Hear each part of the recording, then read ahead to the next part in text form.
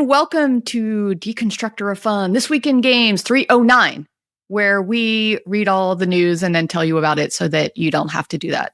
So here's what we have on today's episode. We're going to go back on a topic about EA and AI, which is going to be fun. I can't wait to hear Kress's rant on this. Game industry award season is starting, so we have a few nominations and some awards that have already gotten out. AAA devs are doing a startup the right way, ? Fun story there. Pokémon TCG is taking off, M&A, earnings, a lot to get to. So hi, everyone. I'm Jen Donahoe, strategic marketing consultant at Beta Hat and Jade Inferno. And today it's just three of us. So first... This is Eric Kress, consultant extraordinaire at Gossamer Consulting, screaming at the clouds. Hi, I'm Phil. Let's cook, baby. We got a lot coming out today. Oh my God. All right. Maybe I'm going to I'm revoking this. I thought you would have your everything down. You guys would be able to I didn't even plan for this. I really thought you were going to take this away from us. I'll think about something clever next week. Let's do it next time. And, pithy, short, whatever you want to say. All right. First, I wanted to start off wishing some birthday wishes. So WoW is turning 20 and Half-Life 2 is 20, like two 20-year-olds. Kress, what did you give WoW for their birthday present? Like how many hundreds of dollars?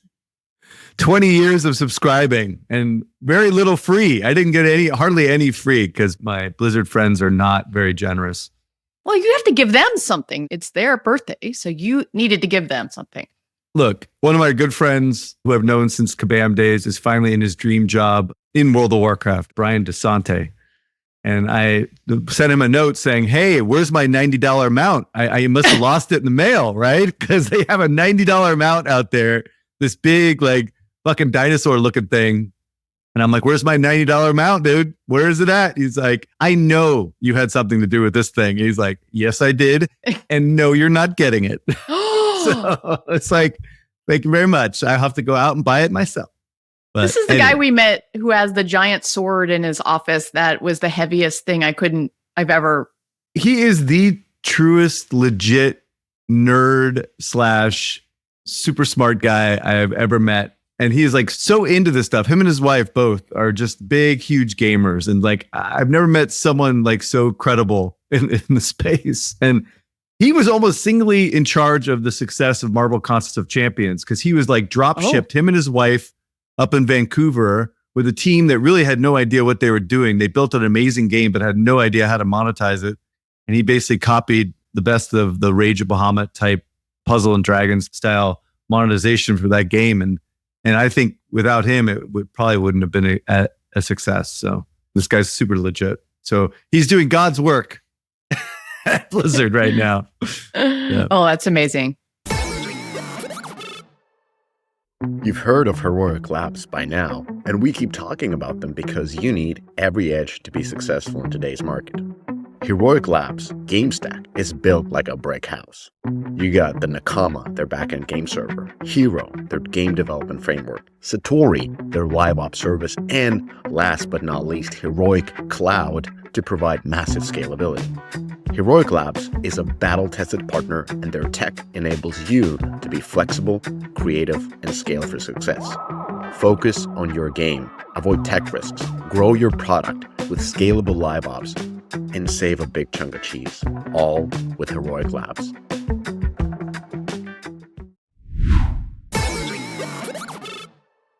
All right, let me do a couple of quick shills. Mishka is living it up at Slush. I mean, there's more pictures of supper parties, and thank God I didn't get a picture of sauna because that would be too much, but... Too triggering for Miss Jen. I was expecting it, because we've seen him, at all these other places. Dude, every year he throws that picture out there of naked men, jumping into the fucking cold water. It's dude, no one wants to see that. Stop it. All right. One more shill is Ixola has their new winter quarterly deep dive report out. So go to the website and download that. They always do a good job of pulling a bunch of stuff together. So Kress, you have this in the corrections section.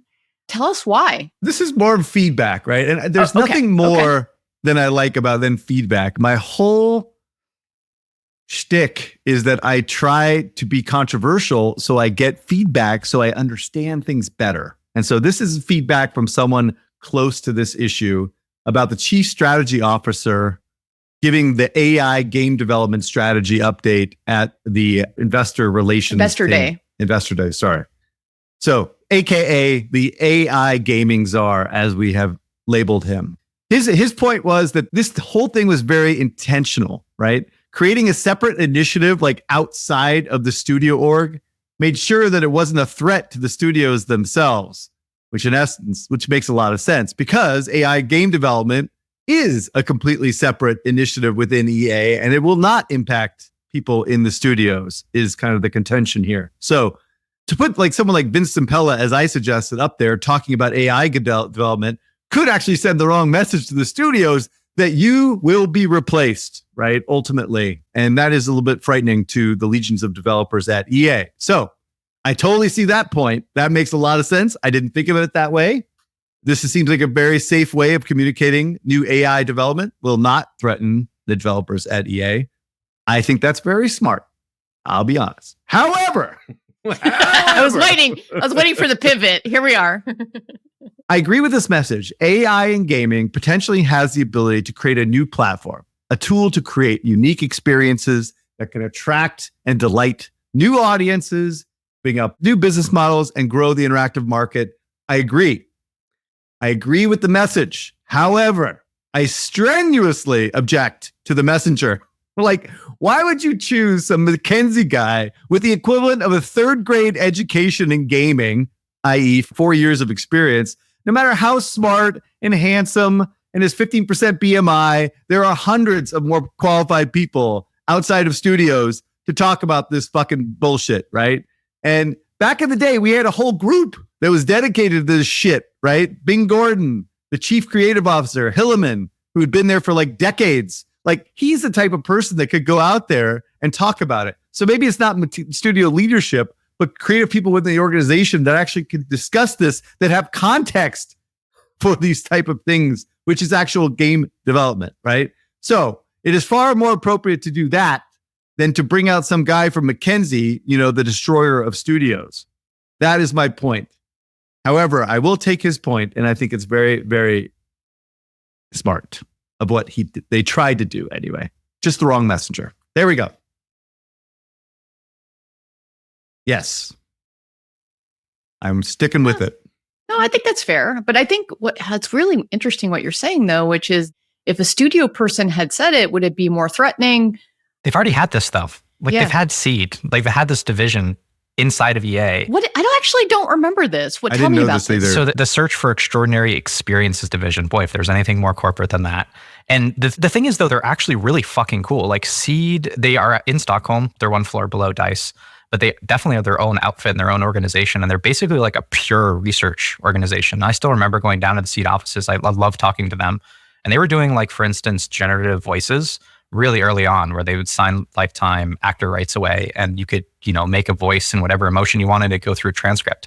But this was like machine learning before it got rebranded into AI way back in the day. Like, this wasn't LLMs, and it just has never found its way into production. So I'm not quite sure why he feels the need to spin up a whole new separate AI division rather than leading on Seed, which is already doing this, is confusing.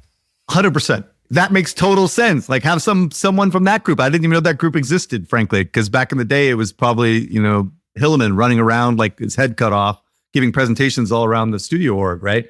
But like someone like that, someone legit, even someone like super nerdy that like is so into it, like he can't even see through the, through his glasses, right? But like to have this like slick Willy guy from McKinsey up there talking about this shit still is bothering me. And it's bothering me. It's nothing personal against this guy. I want to be clear. Like, evidently he's a good guy, but it's so dumb. The credibility. Yeah, no, I understand what you're saying is you need somebody with the credibility to be able to stand up there and authentically discuss a topic that is relevant, has a relevant experience, and can bridge the gap between creative and technology in a way that makes sense. But then again, in EA's defense, it is such a quagmire of politics and bullshit at EA, right? You can't get anything done. The fact that he got this type of speech up there to begin with is kind of shocking, given how controversial it could be. Who knows how much bullshit's going on behind the scenes on this stuff. All right, let's move on. All right, here we go. Let's talk about some of the game industry awards coming. it's almost time for us to do our awards. I think we do that in January where we do our own version and a lot of it makes fun of everything we've talked about over the year. So we'll get there. So Jeff Keighley's Game Awards is coming. And actually, they film in LA in a couple weeks. So their nominations are out. I just pulled the top game of the year because why not? So Astro Boy, Balatro. Do I say Balatro right, Phil? Is that how you say the poker game? Black Myth Wukong, Elden Ring, Shadow of the Entry, Final Fantasy VII Rebirth, and a game I have never heard of, Metaphor. What the fuck is this thing? Metaphor. I don't even know how to say that. The ghost of Ethan is going to pop out of this podcast if you continue. I'm sorry. I have a little bit of geek AAA game credibility, but I don't know what the fuck this is. So the thing that is, however, important is to note that everyone's in an uproar because they let in DLC and they let in a remake. And everyone's like, oh, my God, how can we do that? Because everyone thinks Elden Ring is going to win and overtake Black Myth. Astro Boy apparently is like this heartwarming, lovely thing that has no chance against these other games. Okay, go ahead. I think the fact is that they're running out of things to choose based upon, like, there's just not enough games coming out. So they kind of have to do remakes and DLC and stuff like that, most likely. I actually don't really have much objection to this list per se. I guess Final Fantasy VII Rebirth is so dumb because that game didn't do well either. It didn't do well. It did. Yeah. It was a nightmare. It was such a huge miss for them. Commercial success is never really like a determinant of these things. It makes no sense to me. So, is it really that confusing that they wouldn't choose based on gross revenue for an awards category? Like, that doesn't seem that far of a proposition to me. But this is the Academy Award. Like, this is about creativity. And this is why we created our own award show, because nobody, it feels like, takes into account commercial success and creative success. Fair enough. I think it's worth a coefficient, but I think it's totally fine to have other criteria for sure. I agree with you. Which is, then we get to the best mobile game, right? Which is the one category they have. And we've talked about this endlessly, that the show is for AAA PC console folks. So the nominees are AFK Journey, Balatro, Pokemon Trading Card Pocket, so the TCG game that just came out, Wuthering Waves, and Zenless Zone Zero. Yeah, you're right. There wasn't anything really released this year that did exceptionally well. Wuthering Waves was a disaster, right? That didn't do well at all. AFK Journey is struggling, right? I mean, it's gone down to nothing now. Pocket's holding up, man. Pocket's holding up. We'll talk about Pokemon TCG later. Hold your horses, because that's probably going to get it, because it also has brand recognition. Poor little Balatro, who, like, isn't that one developer who made that game on Steam and then they ported it over? It's a paid download too. We forget, like, it's old school. You got to pay money to get that thing. It's crazy. There's no big releases this year. They're all from late last year, and last year these games have just grown. I think it's tough to do like releases for mobile, just generally speaking, because it takes so long to scale these games. But yeah, apparently the window is from November of 23, because my buddy's at Meta, and so he does marketing for the Asgard 2 like VR game, and they also, the Batman VR game is nominated. I was like, congrats. He's like, I don't even remember when we launched it, because it was so long ago it was released. So it has a pretty long window. Okay, Google also announced their best lineup. So they had a bunch of awards. I'm just going to pull the top one, which was Best Android Game of 24. The one I wanted to talk about was Best Multiplayer. Squad Busters won. Squad Busters? It's a great multiplayer game, Phil, right? It is a good multiplayer game. Again, it's not always about the dollar bills for awards. Pick Up and Play went to Eggy Party.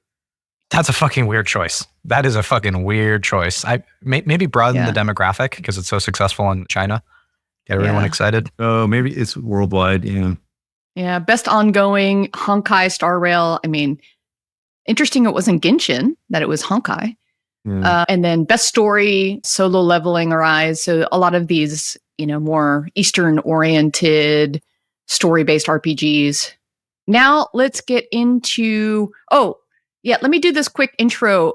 Friend of the pod, Alex Takei.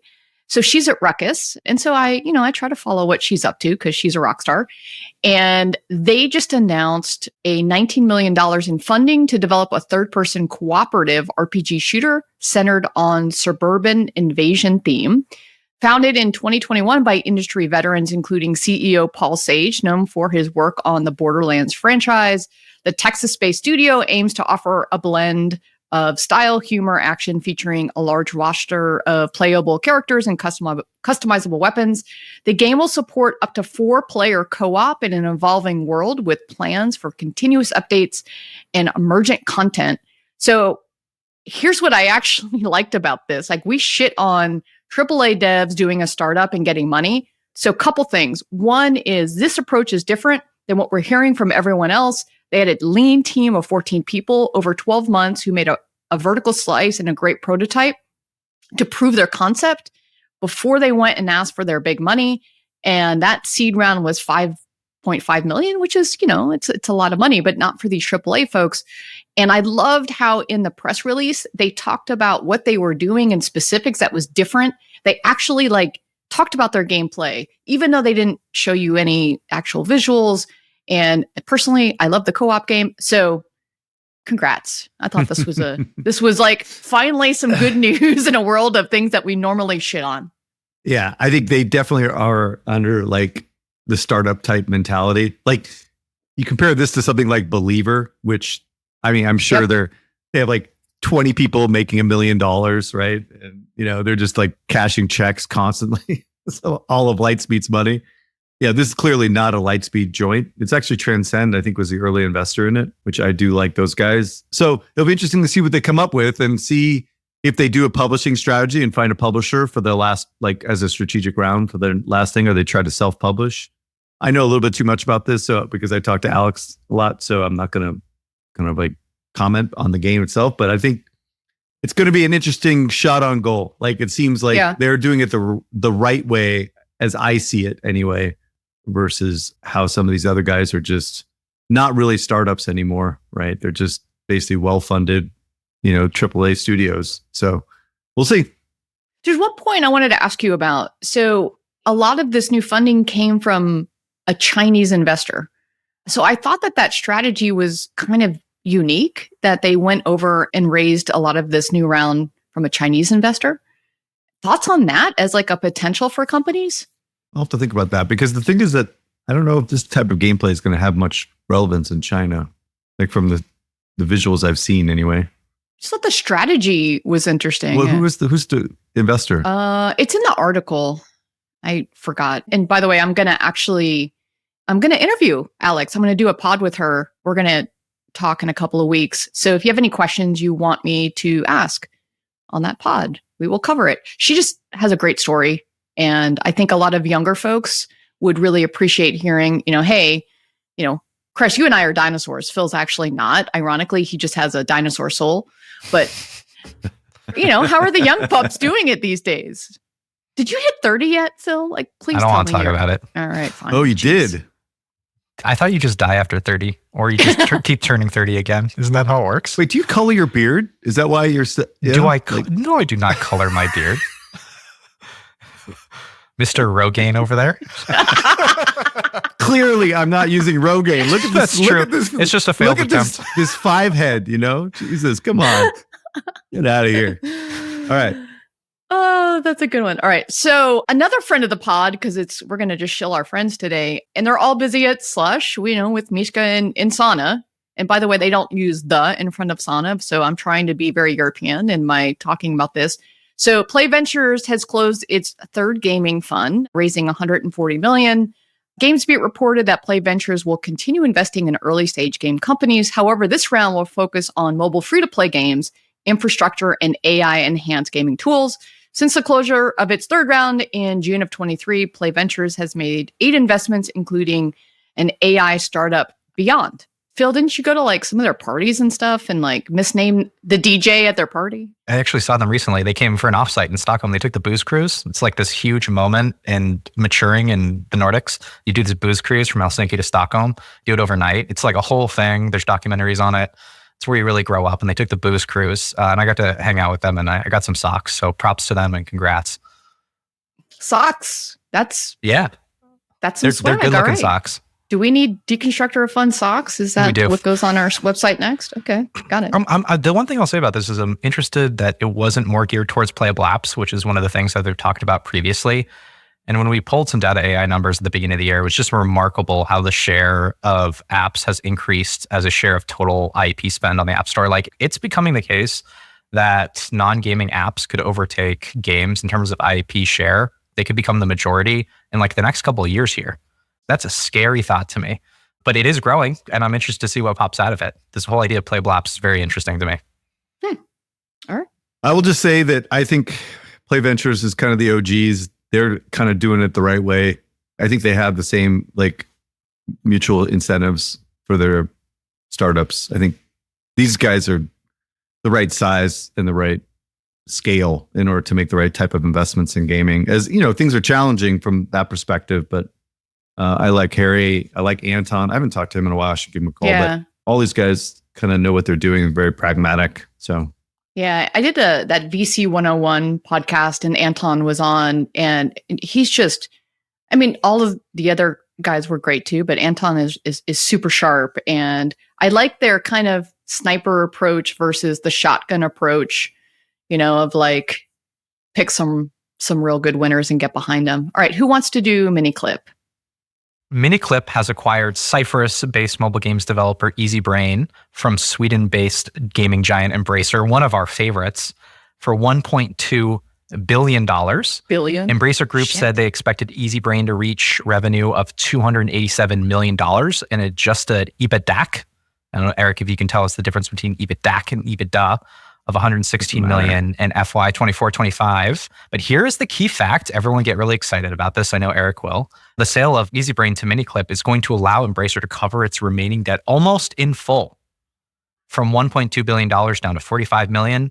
I don't know. Are you really ready to give a comeback story of the year to Lars yet, Eric? Well, what's interesting is that EasyBrain was one of the best acquisitions they actually made over the years. The one that made the most sense from a revenue and profit contribution. This is like their best asset, right? And so the question is, what do they have left now, right? And so I did a little digging, and I'm probably missing something here, but I think I'm getting the big ones. Is that, so from a AAA perspective, they have Crystal Dynamics and Eidos Montreal, Deep Silver, and THQ Nordic, I think, right? Crystal Dynamic and Eidos Montreal are working on, they canceled the Deus Ex, so they lost 100 folks there. But they're looking at probably like working on the Lord of the Rings game and maybe another Tomb Raider. Deep Silver did not do well with Dead Island 2, right? And so they have Kingdom Come Deliverance in 25. Not sure about that game.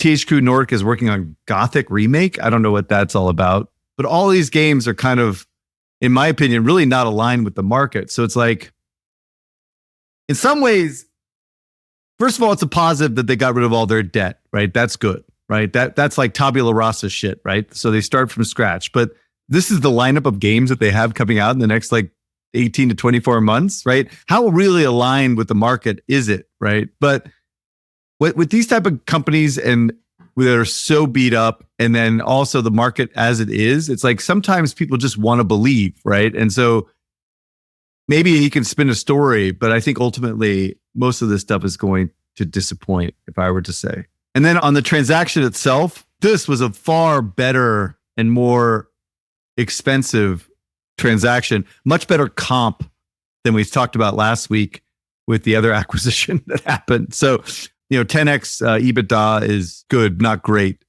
Actually, it's not that good, honestly, but it's decent, right? So much, much, much better than the last time we spoke about this.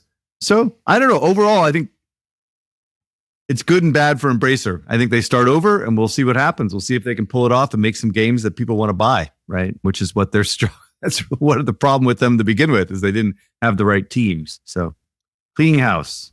I don't know the answer to this. I don't know who owns the Tomb Raider license, but I did hear that it's MGM, maybe. MGM.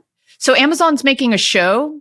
I know that there's a show in development, and Sophie Turner is listed as the potential new Lara Croft, and Sophie Turner is Sansa from Game of Thrones. Oh, right. And kind of excited to hear about that.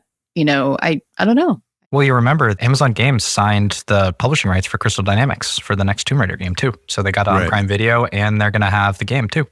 So that model sucks, right? Yeah. For Embracer. Sure. Yeah. For Embracer, yeah. So that's why I was wondering who owned the rights because. And by the way, you are going to bet this whole company on some transmedia bullshit. Is that what you're suggesting? Like that's a good thing?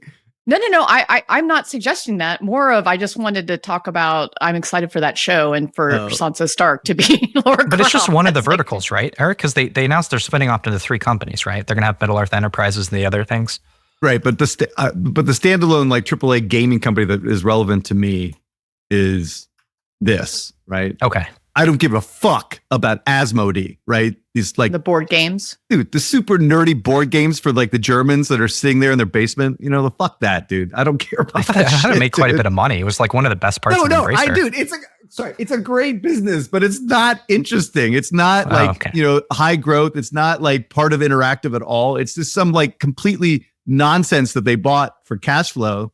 Honestly, it's kind of working in their favor now with the absolute disaster that this company is, because they can actually pay back some of the debt, get the debt refinanced, et cetera. But anyway, that's beside the point. The fact is it was never irrelevant. It was not something that was like, strategic or they could leverage and make games out of. It's bullshit, dude. It's too niche and too dorky, right? Yeah. For mainstream. And so it never made sense. Like sorry, now you get me going on this. This stuff has been overdone. So anyway, we'll see what happens. All right. I didn't really like Sansa Stark. I didn't think she was a particularly good actress, to be honest. Okay, let's stop here. What are you talking about? She was incredible. The emotional journey she had to go on at the end I mean, spoilers for Game of Thrones, but like with Littlefinger, that transformation was awesome. So good. She did a lot with what she had to work with, and other stuff she's been in has been really amazing. I don't know. Like X-Men, Dark Phoenix was awesome. Really, 5 stars. I don't know. Are we watching a different person? No. What are we talking about here? He's just trolling, I think, but I don't know. All right, fine. Moving on. Fuck you guys. Like, I think she's interesting, and I'm very excited to see her. This podcast is brought to you by AppsFlyer. In today's digital world, understanding your app's journey from discovery to download is more than just insightful, it's essential. Enter AppsFlyer, the leader in mobile attribution and marketing analytics that allows you to measure the full potential of your marketing efforts, making every ad dollar work smarter. With AppsFlyer, that's your new reality. Dive deep into data-driven insights that reveal exactly where your users come from and how they'll interact with your app. AppsFlyer, where your app's potential meets performance. Step into the future of game monetization with Xsolla, the premier partner for game developers seeking to expand their reach and revenue. Xsolla provides a robust suite of tools designed to enhance user acquisition, manage subscriptions, and streamline payment solutions worldwide. Unlock new markets and maximize profitability through their customized, secure payment architecture and dedicated support team. Xsolla, powering game developers to achieve global success. Let's talk about, Rioters. Go for it, Phil. So Supervive, which is the Battle Royale-ish MOBA, I'm not quite sure if that's how they describe it. That is in early access open beta. They've been running playtests, I think, for around the last year. And so we have the first numbers rolling in. Again, this is only, really in the last 48 hours, we're seeing like a ton of interesting stuff. They hit around 49 on the Steam top PSU charts. And you can tell that they pushed a little bit when it comes to investing in Twitch viewership. So they had an initial spike. And right now at 20,000 PSU, peak PSU per day, that's not a terrible number for a game that's growing. I don't know what's happening on the monetization side. I haven't had a chance to play this. I'm really excited too. Whenever I've kind of been skeptical of the idea of a MOBA, as we usually are on this podcast, another MOBA, particularly in the West, after that shocking League of Legends revelation about revenue distribution. Stop it. But see, here's the thing I've been thinking about, and we'll talk about this with Pokemon Go. If you can get distribution in China as a backdoor through Steam without having to go through all the approvals, I think that's a really interesting avenue for a game like this. And I'm really curious to see whether or not they can take advantage of doing more things in China. Can they hire Chinese influencers, on a ByteDance platform? I hope they're doing a ton of localization for this. But whenever I push back on MOBAs, everyone who's worked at Riot maybe including yourself, says, no. Between these guys and the ones that did Space Odyssey, the ones that did the soccer MOBA, like this is the OG team, this is the veteran team, like, do not doubt these guys. Yeah, so this is Joe Tung. So Joe Tung was head of League of Legends for many years. Many of the folks on the team left with him to Theorycraft, which is the company that now has released Supervive. And you are very astute in calling out China. So, because we know that MOBAs are really dominant in China and Korea, those are the two big places, perhaps the marketing team should be trying to figure out how to subtly market there for the gray market that is the Steam version of this. So I like that strategy. Good call out, Phil. I don't know. I haven't played or seen much of this yet. I didn't know. Again, maybe I'm just not in the right marketing vibe for this. No idea that they went out into open beta.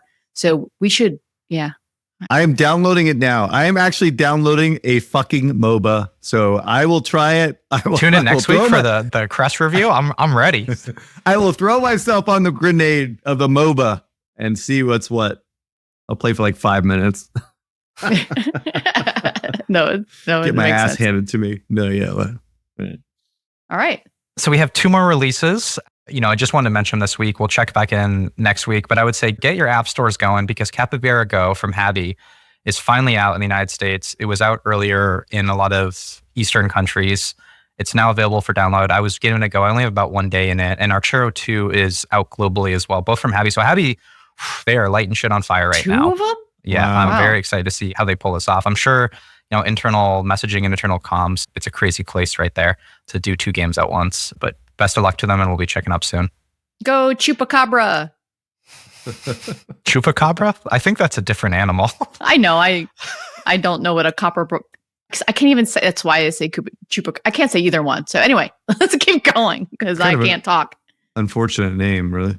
Pokemon Go surges past $100 million in 17. Or excuse me, Pokemon trading card game Pocket surges past $100 million in 17 days.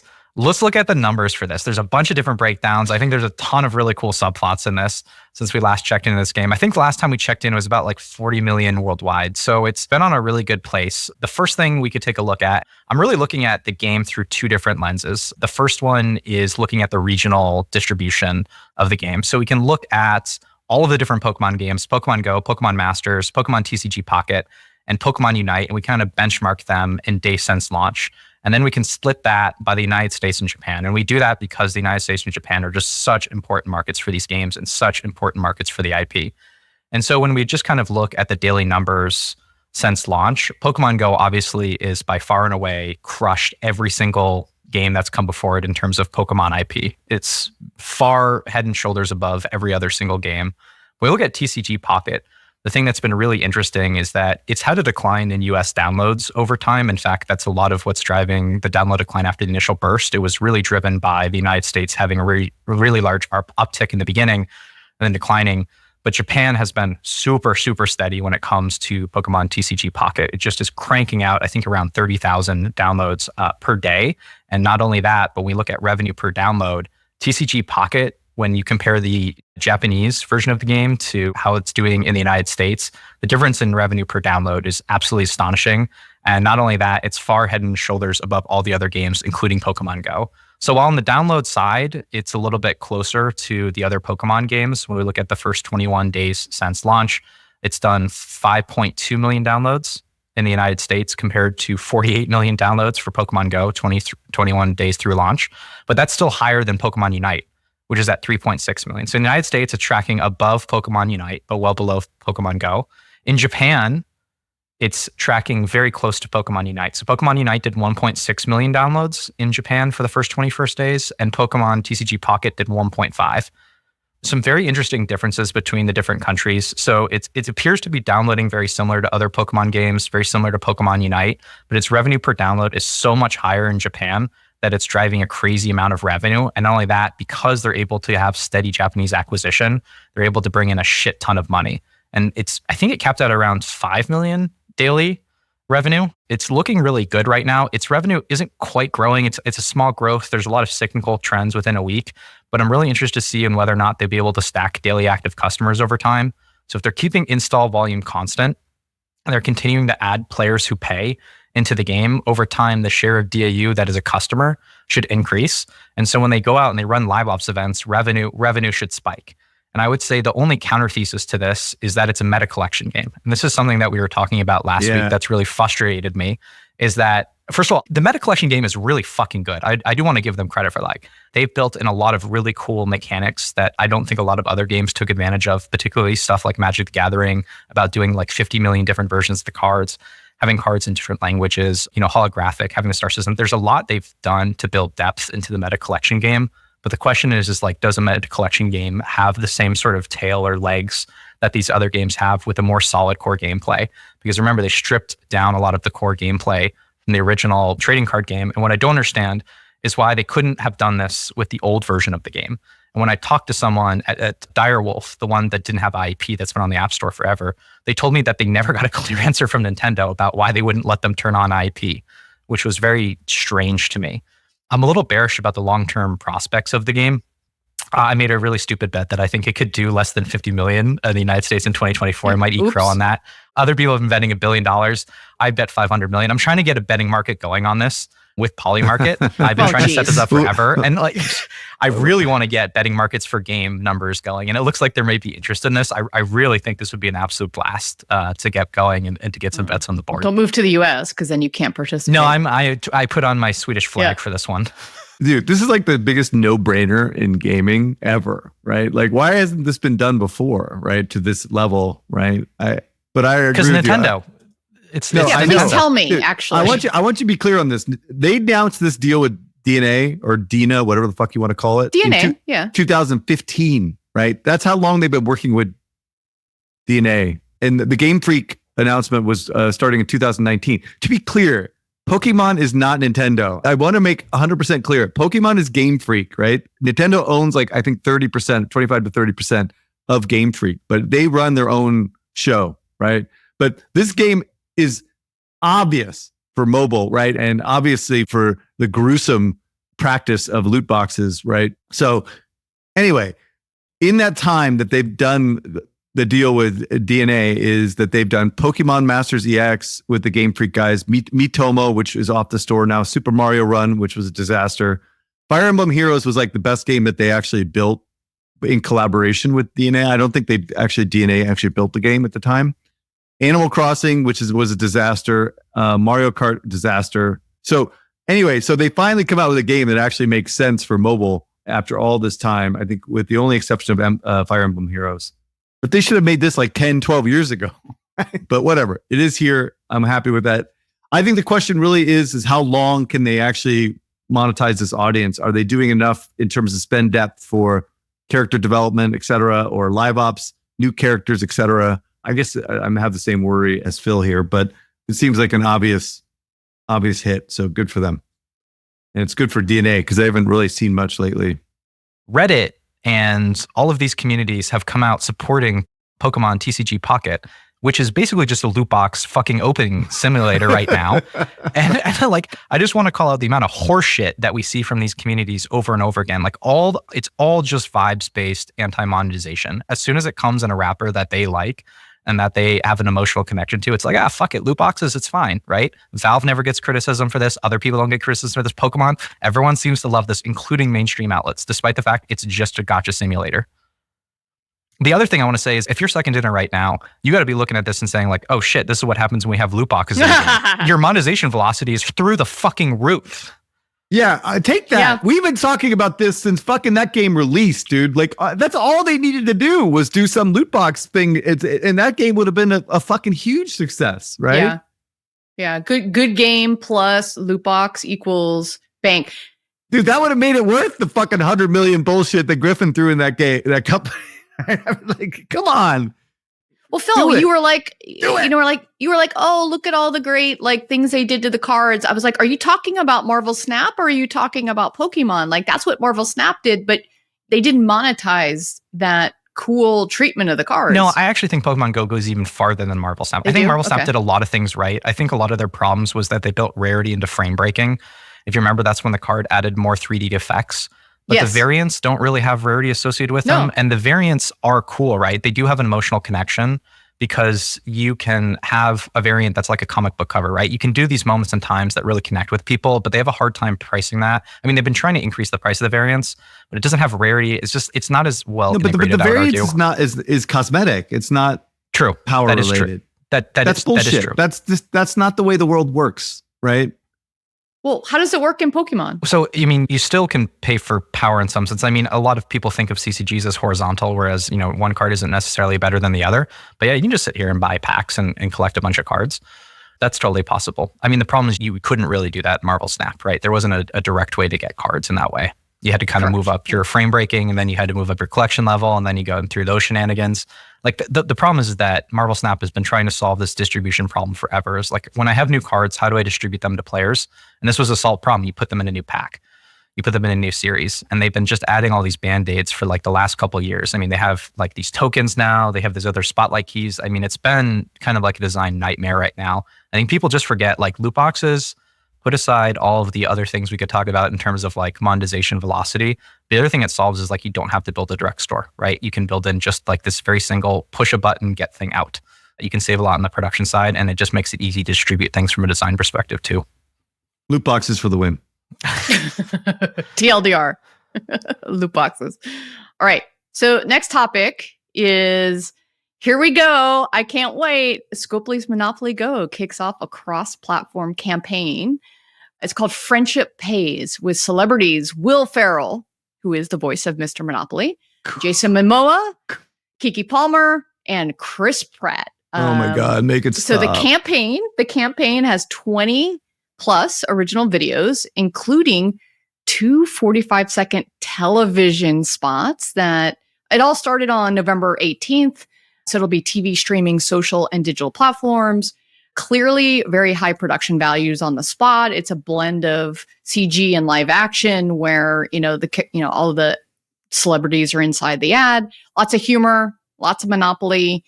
So, what are your predictions, Phil? I'm not going to shit on this. Believe it or not. So I would look the way I would always argue is like, what's the model here, right? And I think one of the things that's been interesting is like this idea of creative LTV. So when you go out and you spend capital against building a creative, ultimately it isn't just the lowering of the CPIs against average, which is one way we can think about it, that the LTV delivers, but it also delivers that over time. Like we were listening in one of the PlayVentures prior conferences to someone from Bond, and they worked on Merge Mansions, I think, and they did a lot of work on driving the creative for that game. And one of the things they commented on is that creative has continued to provide dividends for them over time. Like it's one of the best performing creatives even a year after it's been made. So like, could these live action, more expensive advertisements deliver LTV over time? Could against the average? That's the way I'd look at it. Do I think this particular one is going to do that? I don't know. I would say, again, I looked into a particular TV ad campaign for a game called Dice with Ellen once, where they actually, at Scopely, they actually did try to do this the right way with the diff and diff, run it in some test markets.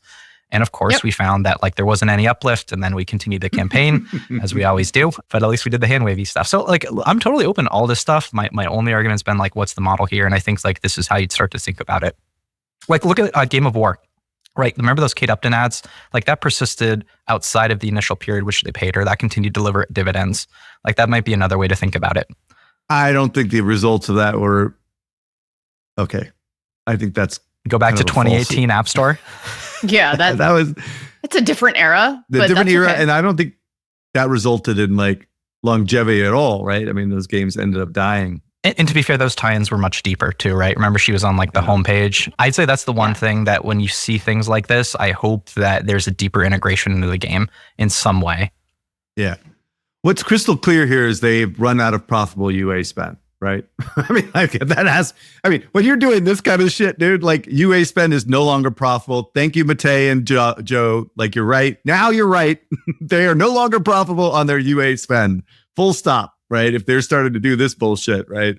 This type of like broad advertising for mobile just seems folly. But I mean, when you're out of ways of user acquisition, then maybe they can bring more people into the game.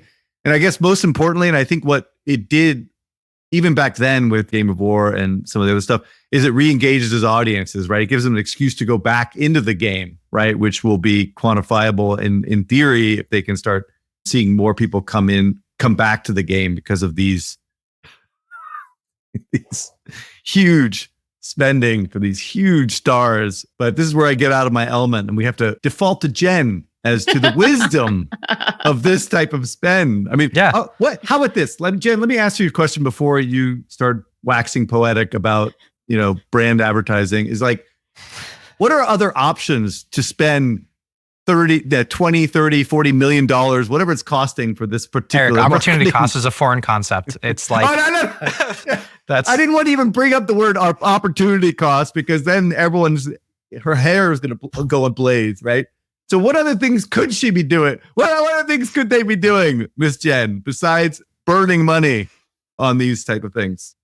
I don't know why you think it's automatically burning money. All right. Well, here's what I will say is I don't think the UA is completely unprofitable. I think that they are encountering saturation and they are encountering costs that are going up.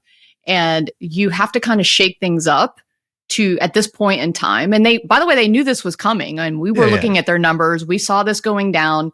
We know that they were running TV and test markets, exactly what you said, Phil. By the way, it's the same team, Phil, that, did a lot of the things that we did back then. Jamie's in charge of this and one of the best creative marketers out there. So what I will say is if they are doing this now, they're doing it at the right time. And they have probably done some tests to know that this is getting some sort of response, whether it was in some of the test markets, whether, it was something else. So the other thing that I like about what they did here that is very different than what Squad Busters did is that when they did this campaign, they did a shit ton of creative. So not only is it the fancy ad, it's not just cut downs, but they went, and I don't know if you watched some of the other videos, but they went and did like individual spots with the celebrities. They did it in the style of the channel that resonates on. So if it's going on TikTok, the creative looks like a TikTok ad. If it's going on Instagram, it looks like an Instagram.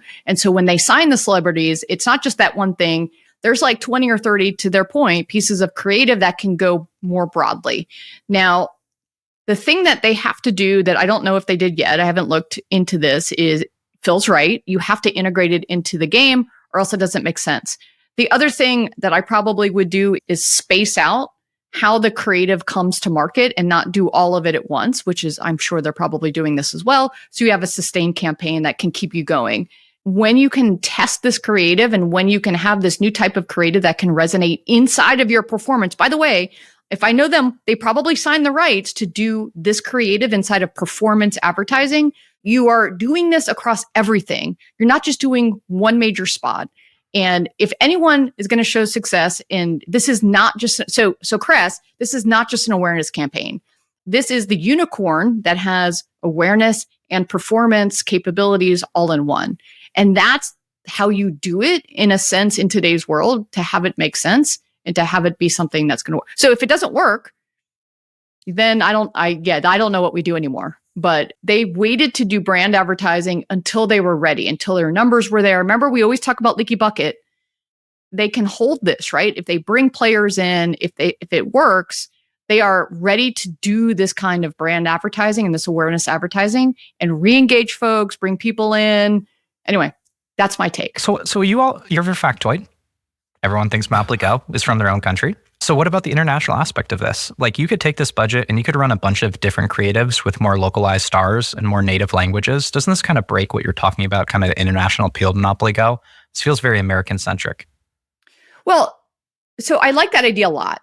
However, remember, like Chris Pratt, Jason Momoa, like, I don't know so much about Kiki's, global presence, but the other two are Will Ferrell's practically Swedish at this point. Well, yes, of course. And by the way, like when I listened, I didn't feel like they pushed him far enough on, what Will Ferrell's all about. Anyway, now, so I think that you can have global superstars that can resonate globally. I also think that the 2.0 of this is to do the same version with the local talent that is much cheaper, that is much more specific. And that's a great idea. But I think it can work at the highest level. And by the way, I think we've looked at the charts for this. Almost, I think 77% of the revenue from Monopoly Go is in the US. So yes, you can potentially grow revenue in other countries, but what they really do care about is who resonates in the US. because this is a US TV campaign. My eyes are now bleeding because I actually watched these spots over the last few minutes. So you are not the target. Just like Wow. you told me, I'm not the target audience anymore. Clearly, I am not the target. It was painful. Absolutely painful. What do you mean you guys aren't the target? You're what? Eric Kress? You 40, think 50 Eric plus? Kress? High income? High Male? disposable income? No. Totally. Kress is not the But target. the Super Bowl's coming, so we'll see what they can do for that, right? they will not do this. Scopely will I mean, not do why this. not? Why not? Bring back Just Liam do it. Neeson, baby. Let's go. Like it's a fucking flamethrower with the money. We knew back at EA I don't know if you remember Zach Anderson. So this Oh, yeah, I know amazing, Zach. it's like super smart guy. He's not even in games anymore. But we did this whole analysis because I think EA had done some Super Bowl ads and at-home ads, which are at-home OHH is like when you see a billboard on the highway, or on a building. Yeah. And so in the US, at-home doesn't work. Other countries, it works. And then, so we looked at the Super Bowl, we looked at home, and we basically were like, we lit money on fire. And so that's why you have seen EA never, ever, ever do those things again. Now, I mean, and by the way, that was in 2007, 8, 9. I mean, that was ages ago. And it was great analysis, even before all of the major like data sources that we have today. So you're right. I would never advertise on the Super Bowl. And I would only do at home in countries where that is successful, like in Japan. That actually does work really well. Well, So anyway, that's rent there. I think the good news here is that we have a resource that can track daily revenue in the US, and we can see how effective this particular promotion will have.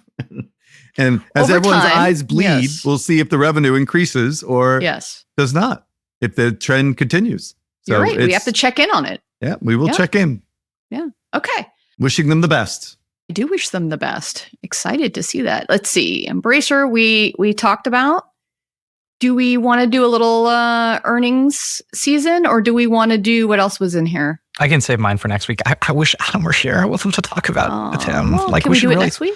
Yeah, that's what I would. Yeah, that's what I'm saying. I think it would be great. Oh, yeah. Well, I still think there's been a lot of movement in battle passes. I think we should talk about it. Like we never got to talk about the Apex Legends things. I think Fortnite Crew is really interesting. Like there's a lot going on here that I think is worth. Like we do talk about games once in a while.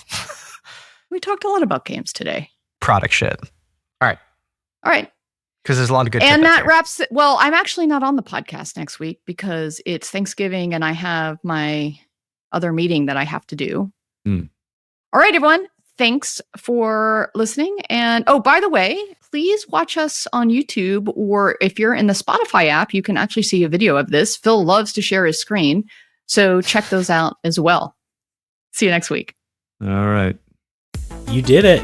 You made it to the end of the episode. As a fan of the show, it would help us out if you subscribe and leave us a review on the podcast service of your choice. More importantly, are you a member of the Deconstructor of Fun Slack group? If you have 5 years or more of games industry experience, go to deconstructoroffun.com/Slack and apply to join. Join the games industry's best professional community filled with peers always willing to lend a hand. Or subscribe to our newsletter to get all the latest insights from the Deconstructor of Fun content creators. Thanks for listening.